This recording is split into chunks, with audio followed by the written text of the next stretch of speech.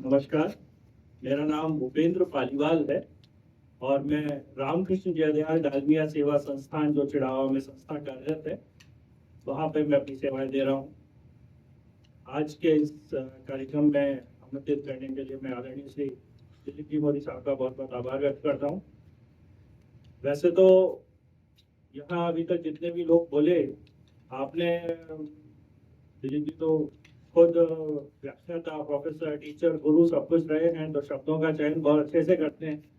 Encyclopedia के सामने अब बोलना मेरे लिए वैसे थोड़ा सा दुष्कर बड़ा काम है, लेकिन मैं ऐसे में केवल वो चीजें शेयर करूंगा जो अभी आपने बात कही। आपने दो तीन मुद्दे अभी उठाए जन जागृति का। सर, मैं बताना चाहूंगा कि हम लोगों ने पिछले 21 साल से संस्थान पानी और पर्यावरण के संरक्षण के लिए कार्य कर रही है। अभी तक हमने हमारा क्षेत्र केवल चिड़ावा पंचायत समिति और चिड़ावा ब्लॉक के 89 विलेजेस तक सीमित रखा था।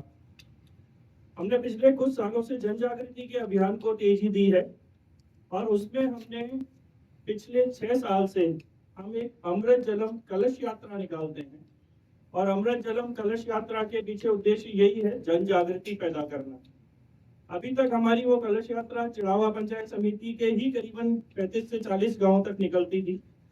उद्देश्य ये था कि एक जल रथ बनाते हैं, उसमें एक कलश रहता है, वो कलश गांव-गांव जाता है। गांव में जो महिलाएं, जो पुरुष, जो लोग वर्षा जल का संचयन कर रहे हैं, वो अपने घर से पानी लाते हैं और वो उस कलश में डालते हैं और उसके बाद में फिर उनके साथ पानी बचाने के डिफरेंट तरीकों के ऊपर चर्चाएं होती हैं। वही प्रक्रिया हमने इस बार इसको थोड़ा सा बढ़ा दिया और पहली बार हम इस बार झुंझुनू जिले की हमने 7 पंचायत समितियों को हमने इस बार कवर किया है। जो चिड़ावा से लगते एरिया हैं, हमने वहां कोशिश करी। तो झुंझुनू का हमने इस बार सबसे पहले हमीरवास, हमारे बिल्कुल पास में टच करता गाँव है, वो लिया। हमने पिलानी में कार्यक्रम किए, सूरजगढ़ में हमने कार्यक्रम किए, हम अलसीसर तक हम गए हैं। आप जो जन जागृति की बात कर रहे थे सर, उसी क्रम में ये एक बहुत बड़ा हम लोग कार्यक्रम कर रहे हैं। दूसरा बात अभी आई, हमने चिड़ावा पंचायत समिति का जो हमारा जो कार्यालय है, वहाँ हमने एक वाटर रिसोर्स इंफॉर्मेशन सेंटर बनाया हुआ है। ये वाटर रिसोर्स इंफॉर्मेशन सेंटर जो है, यहाँ पे बहुत ही प्रैक्टिकल तरीके से पानी बचाने की और पानी को संरक्षित रखने की परियोजनाओं को बारे में बताया गया है। ये एक वर्चुअल लैब बनाई हुई है हमने, जहाँ पे हमारे पास अपना खुद का वेदर स्टेशन है। हमारे पास में जैसे हमारे हाइड्रोलॉजिस्ट जिले के मुखिया पानी से संबंधित जो है वो बैठे हुए हैं। राज्य सरकार और केंद्र सरकार के जिस प्रकार से पीजोमीटर्स होते हैं, जहाँ से कि वो वाटर टेबल जांचते हैं, इस तरीके के संस्थान के पास अपने खुद के 10 पीजोमीटर हैं जो कि अलग अलग गाँवों में लगे हुए हैं, जहाँ हम हर महीने की पहली तारीख को वहाँ का वाटर टेबल जांचते हैं और उन सभी गाँवों में रेन वाटर हार्वेस्टिंग के साथ साथ वहाँ पे हर गांव के अंदर वर्षा मापी यंत्र लगे हुए हैं। हर गांव में जो वाटर टेबल जो हम जांचते हैं वो भी, और जो वर्षा जहाँ कितनी हो रही है वो भी, दोनों को वहीं गांव पर एक दीवार के ऊपर लिख के आते हैं, जिससे कि गांव में लोगों को पता लगे कितनी बारिश हुई, कितना भूजल का स्तर उनके गांव का नीचे गिरा। उससे ये निर्धारित हो सके कि हमको आखिर खेती करनी कैसे है। जो अभी डॉक्टर दयान जी बता रहे थे कि कम पानी वाली खेती करनी है, उसके लिए पहले उनको ये पता होना जरूरी है कि मेरे पास पानी की उपलब्धता है कितनी, मेरे गांव में पानी बचा कितना है, वो बताने के लिए जन जागृति का कार्यक्रम हम कर रहे हैं। तीसरा जन जागृति का कार्यक्रम जो अभी पिछले कुछ सालों से हमने सर स्टार्ट किया है, जो अभी अगर साहब ने जो बात कही और आप की जो बात चर्चा में लाए थे, विद्यार्थियों को कैसे जोड़ा जाए, उसके लिए हमने अभी कोशिश ये की है कि प्राइवेट स्कूल्स में या प्राइवेट इंस्टीट्यूशंस में तो बहुत सी सुविधाएं होती हैं बच्चों के लिए, उनको जानकारियां भी डिफरेंट तरीके से मिल जाती हैं, लेकिन सर हमने अभी कोशिश ये करी है कि चिड़ावा पंचायत समिति और ब्लॉक के जितने भी सरकारी स्कूल हैं, उन सभी सरकारी स्कूल के बच्चों को हम हमारे ऑफिस तक लेके आ रहे हैं, जहां हमने वाटर रिसोर्स इंफॉर्मेशन सेंटर हमारा जो बनाया हुआ है, वहां ला करके उनको सारी गतिविधियों के बारे से अवगत करा रहे हैं कि वाटर रिसोर्स क्या है, कैसे खत्म हो रहा है, कौन जिम्मेदार है, किसको बचाना है, किस तरीके से बचाना है, कितनी उपलब्धता है और हमारे को क्या प्रयास करने होंगे।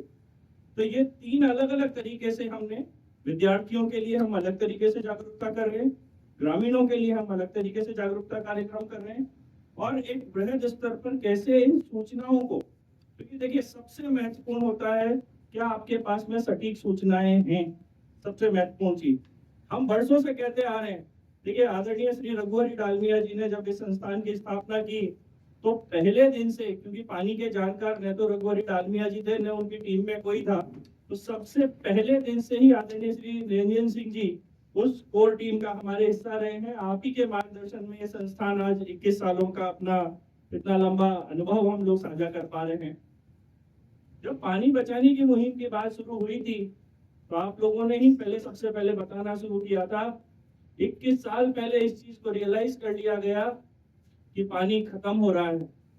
खासकर हम उस क्षेत्र में हैं जो मंडला के आसपास का जो एरिया लगता है, वहाँ पे पानी की गुणवत्ता भी खराब है, पीने योग्य पानी नहीं है। तो ये निर्देश सोचा गया कि वर्षा जल संग्रहण कुंडों का निर्माण किया जाए और जो हमारी बहुत पुरानी वेस्टर्न राजस्थान की हमारी परंपरा है उसको पुनर्जीवित किया जाए। वो काम हमने किया।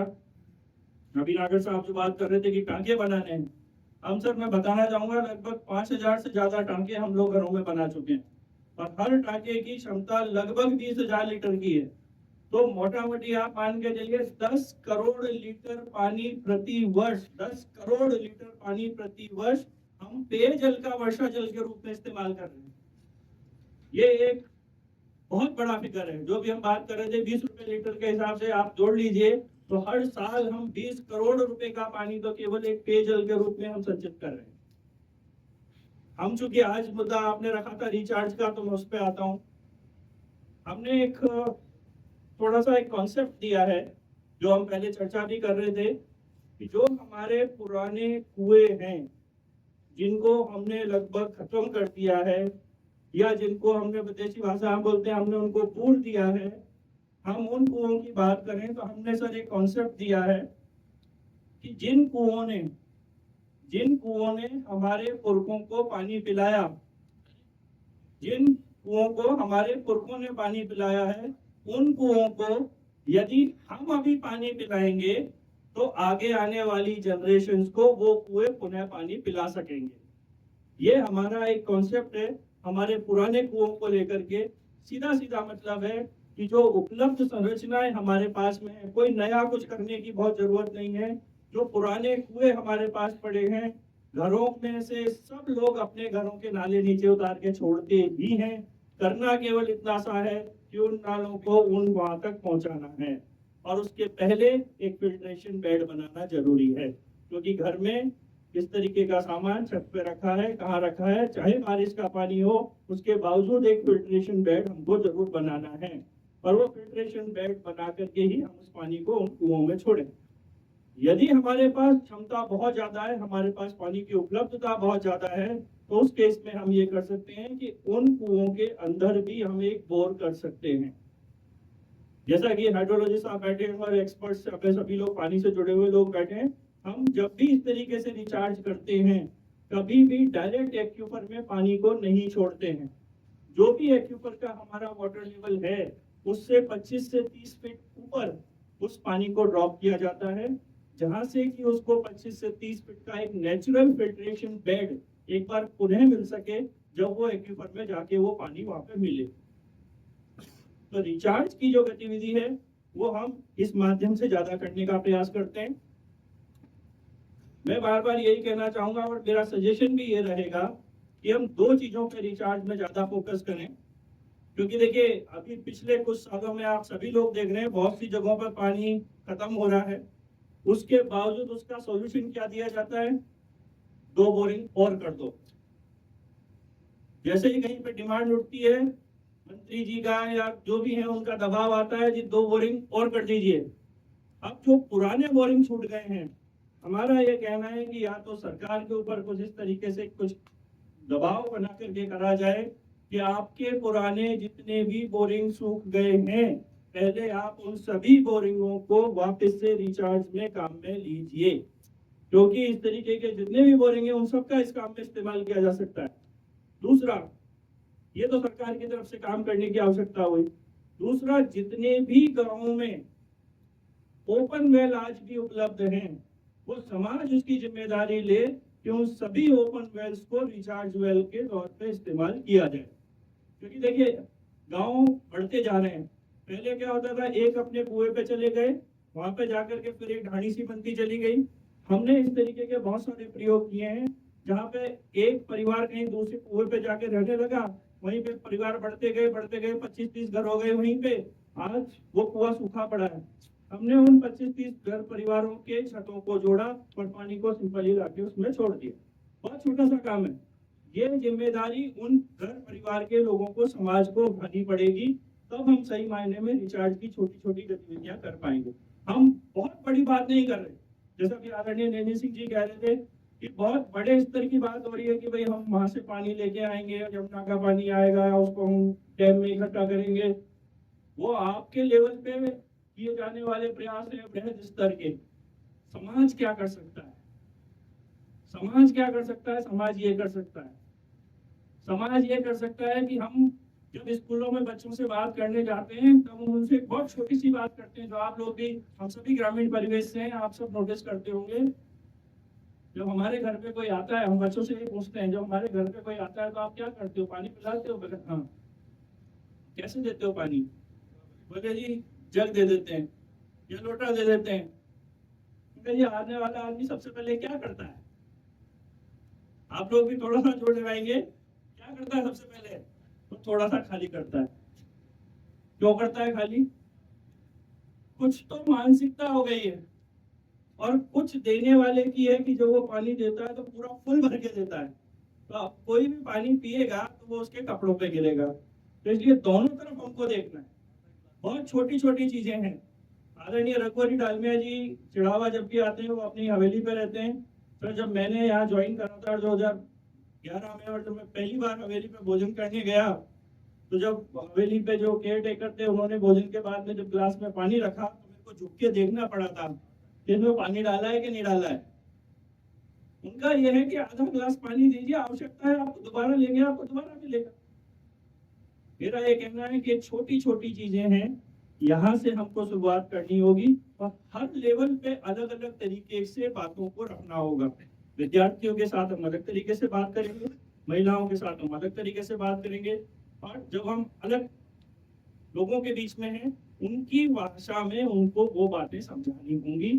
चाहे वो रिचार्ज की बात करें, चाहे हम रेन वाटर हार्वेस्टिंग को बचाने की बात, पानी को बचाने की बात करें, और जहाँ तक बात रही कैच द रेन के कॉन्सेप्ट की, तो मैं सर आपको बताना चाहूंगा कि जो आदरणीय मोदी जी ने जो अपना पहला मन की बात में जो कॉन्सेप्ट रखा था,